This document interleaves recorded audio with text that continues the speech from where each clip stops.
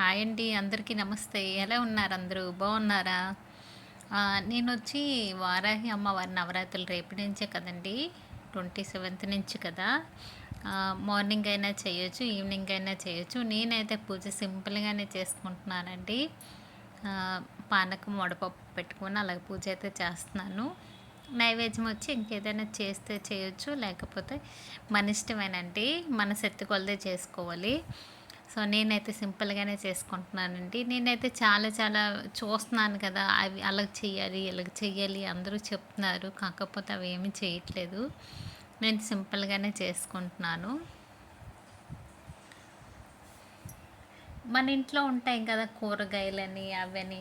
అంటే అమ్మవారికి ఏ నైవేద్యంగా సమర్పించుకున్నా పర్లేదండి. అమ్మవారు భూదేవత కదా!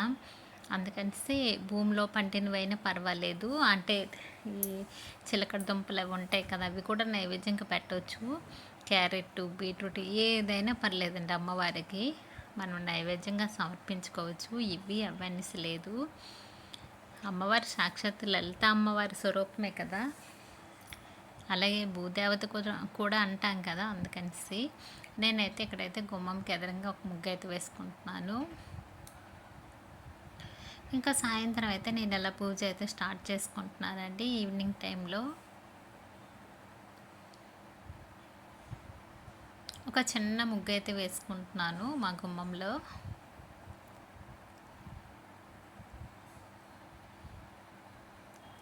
పెద్దదైతే ఏమీ వేయలేదు. ఈవినింగ్ టైంలో ప్రశాంతంగా చేసుకోవచ్చండి. 7 దాటాక 7 నుంచి పర్వాలేదు.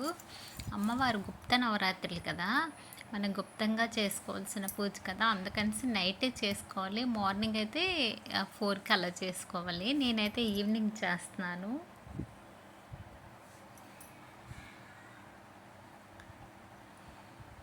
ఇలాగ జీగిరి రాసి ముగ్గేస్తే చాలా బాగుంది కదా! సో, పూజ అయితే స్టార్ట్ చేసుకున్నానండి. పానకం కంపల్సరీ పెట్టాలి. అమ్మవారిని అయితే చిన్న తులసి మాల వేసుకొని ఇలాగైతే చేసుకుంటున్నానండి పూజ.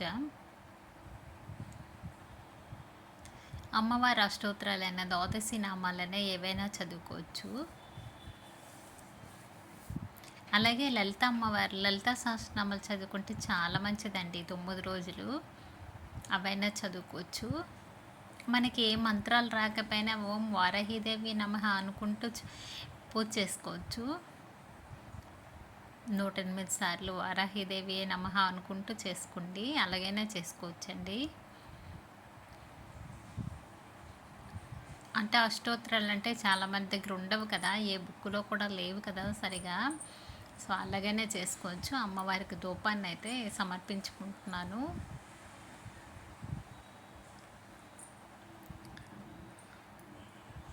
నేనైతే చిలకడ దుంపలు కూడా పెట్టాను అమ్మవారికి నైవేద్యంగా. ఇంకా రేపటి నుంచే కదండి, ఎవరైనా అలా సింపుల్గా చేసుకోండి. నేనైతే బెండకాయలతో అమ్మవారికి అలంకరించుకున్నాను. కూరగాయలైనా పర్వాలేదు కదా అందుకనేసి.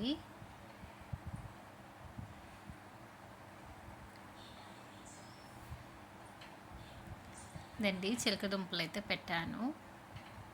ఇలాగ నా పూజ అయితే సింపుల్గానే చేసుకుంటున్నానండి. అలాగే కామాక్షి అమ్మవారి దీపం అయితే వెలిగించుకున్నాను.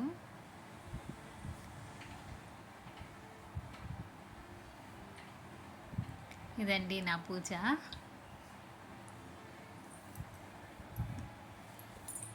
మనం పూజ ఎలాగైనా చేసుకోవచ్చండి అమ్మవారికి. ఓం వారాహిదేవి నమః అనుకుంటూ పువ్వులతోనైనా పూజ చేసుకోవచ్చు, ఏదో ఒక నైవేద్యం పెట్టేసి. ఈ నా పూజ వీడియో కానీ నచ్చితే లైక్ చేయండి, షేర్ చేయండి, సబ్స్క్రైబ్ చేయండి ఫ్రెండ్స్. మళ్ళీ మరొక వీడియోతో మళ్ళీ కలుద్దాం. Bye friends, bye bye.